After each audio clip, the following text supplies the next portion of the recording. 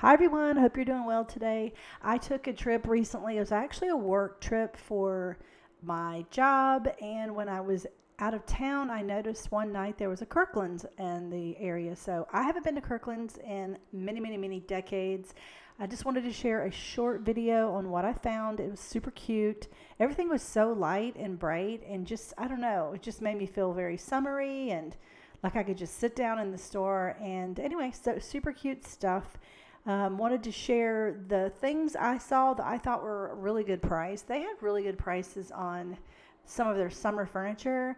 You can see, I tried to get the prices in as much as I could, but if you take the price of things and then the sale, there's like 40% off that table, which the table is very sturdy and nice, and the chairs are really cute. So anyway, the prices were good and the selection was good. This was a new store, I think.